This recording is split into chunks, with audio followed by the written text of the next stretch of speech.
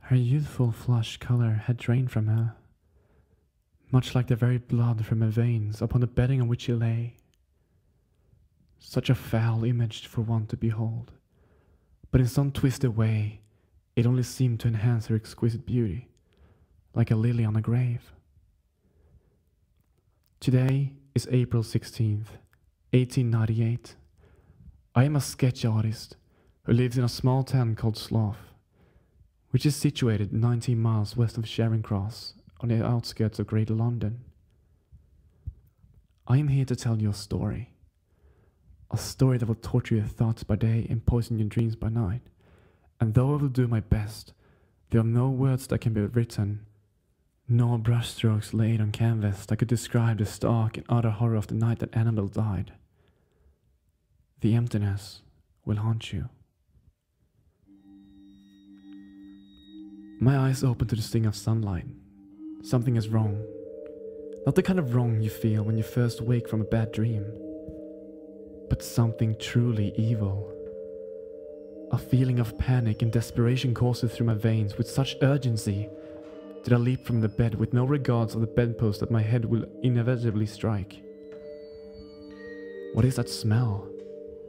So unfamiliar. The only thing I recognize in its musk is Annabelle. But it's as if something so profoundly putrid is masking its usual tantalizing odor. Why am I shaking? Am I wrong about the dream? Perhaps I'm trapped in the final seconds of the nightmare so horrific that even as I stand there awake, I cannot escape its grasp. A sip of water and a moment to gather myself should help me put the pieces together. Where was I last night? What did I do?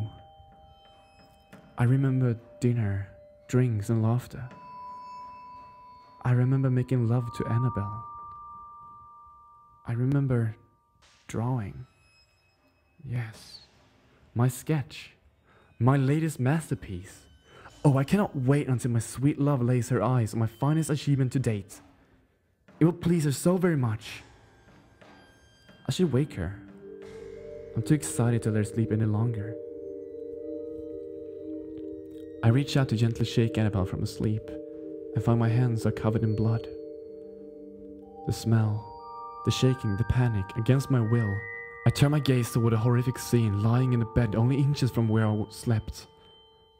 The harsh reality of what I'm seeing washes over me as I fall to my knees screaming, crying, vomiting. This cannot be happening. I'm still asleep. I never woke up. I will crawl into bed, wrap my arms around my sweet Annabelle, and in the morning wake up to the gentle caress of her lips. With every bit of my strength, I pull myself into the bed and move slowly next to the woman with whom I shared the last 7 years of my life. It was at this very moment that I noticed the painfully angelic beauty of her eyes.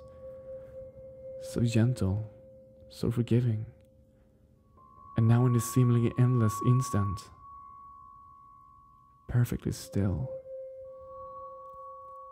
Her once lush, glowing skin is now drowning in a pool of crimson. I'm not entirely sure what attracted my attention to the mirror on the wall. I'm not saying that if I hadn't seen my reflection on that fateful morning, that things would have gone differently in the end. All I know is that until the day I die, I will never sleep again.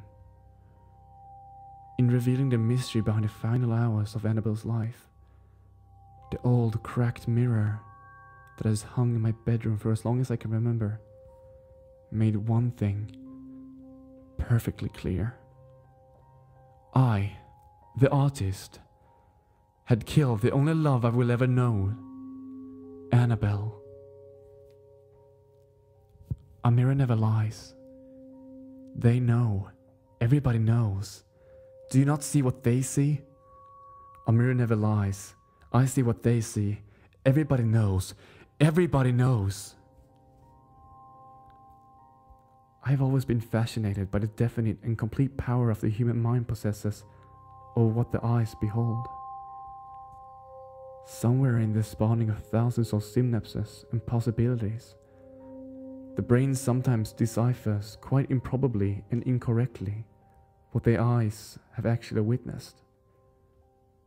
These are the very thoughts I cling to as I stand over my beloved Annabelle's body, lying in a sanguinary nightmare.